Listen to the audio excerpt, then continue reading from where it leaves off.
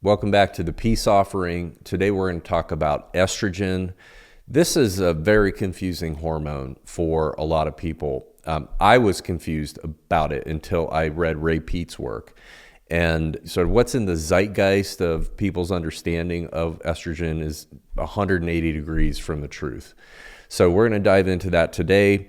This is also relevant because of the recent FDA lifting of the black box warning for hormone replacement therapy for menopausal women. It's very important to understand what this hormone does and its oppositional hormone, progesterone. The role of estrogen is mainly to promote the growth and proliferation of tissue for reproduction. So that's predominantly to build up the uterine lining, the growth of the milk ducts, and preparation for pregnancy. Outside of this context, estrogen promotes stress responses. It increases cortisol and vice versa. They're bidirectional. It increases prolactin and excess serotonin, which we'll make a whole nother video about, but is also very misunderstood.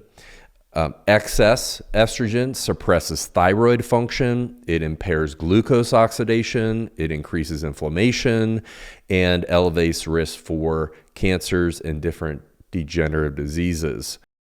Ray Peat argued that chronically elevated estrogen levels in both men and postmenopausal women was largely harmful and promoted aging. We also know that it promotes fat accumulation, it reduces metabolic rate, and it needs to be balanced or opposed or countered in the system by progesterone and thyroid hormone. Another really interesting concept that Peat introduced was that menopause is not an estrogen deficiency syndrome, but that it was an adaptive or protective response from excess estrogen. And the reason that happens is because the ovaries stop producing progesterone. Now, here's another very important thing to understand. In a cycling female, the ovaries produce both progesterone and estrogen. This is pretty well known. In men and postmenopausal women, estrogen is being made. Estrogen is also made by the aromatase enzyme that exists in all fat cells.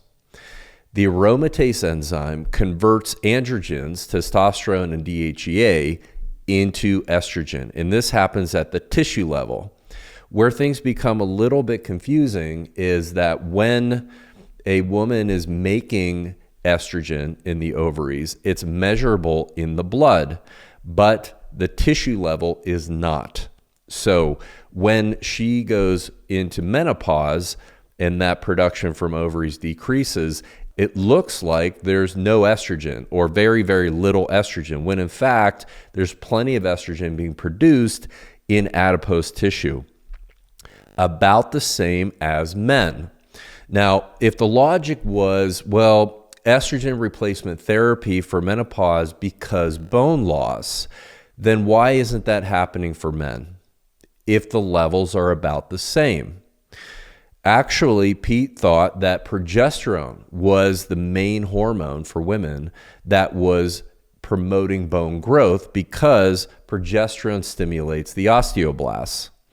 So it's really interesting that in menopause, women and men have about the same levels of progesterone because the adrenals can still produce it, and that's how men produce it throughout their whole lives. And both men and women have fat, but generally speaking, women tend to have about 10% more body fat than men, unless they're estrogen dominant and obese. Then you will have a lot more estrogen produced. So yes, women will produce more estrogen in menopause because of the higher average fat percentage that they have relative to men, but it's almost the same. And progesterone is more closely related between menopausal women and men. Pete also argued that many of the symptoms attributed to low estrogen are really due to low progesterone. So examples of this are hot flashes, depression, insomnia, bone loss. These are actually improved by taking progesterone and improving thyroid function. This is also why that during a woman's cycle, when she has a progesterone spike, her basal metabolic rate and temperature increases because progesterone is pro-metabolic, just like thyroid is. And these two hormones work hand in hand. So in menopause, Pete basically recommended progesterone to resolve any of the excess estrogen symptoms that she might have. It's also important to understand that he never recommended synthetic forms of hormones, and in particular, progestin, which will partially bind to progesterone receptors, but also bind to estrogen and androgen receptors, producing undesirable effects, like those things that I mentioned with excess estrogen, along with water retention and excess androgens. So they're not good, and they're not progesterone. They're not bioidentical progesterone because they only have slight progesterone effects that basically don't oppose estrogen.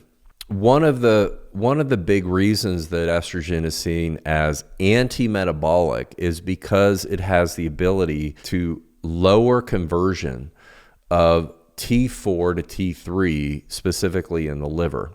So this is sort of like your main accelerator for metabolic rate. And the more estrogen a person has, the lower that conversion will be. Estradiol is implicated in many hormone-sensitive cancers, particularly breast cancer, endometrial cancer, and prostate cancer. And another factor that is critical to understand is that we are all essentially being dosed with low-grade estrogen replacement therapy already through the pervasiveness of xenoestrogens in the environments, specifically BPA in the phenols, phthalates, fragrances or perfume added to beauty or cosmetic products. These are estrogenic, as well as the metal cadmium. So these are pervasive in the environment, and we're all being exposed to this stuff on a daily basis. So it's very rare that a woman is experiencing, that anyone, woman or man, is experiencing estrogen deficiency. It is almost always true that women are experiencing progesterone deficiencies. And I'll make a separate video about progesterone because it's also critical to understand. But all of the lifestyle factors that I've gone through in the core series, and you can refer back to that, these are things that promote progesterone and testosterone. And as I mentioned in the toxins video of the core series, that sweating accelerates the detoxification of these xenoestrogens. So that's just something to have in the tool bag. And really the effect is getting yourself back to a high metabolic rate, utilizing the core principles in the series that I laid out, so that these hormonal balances are minimal or they don't even occur at all.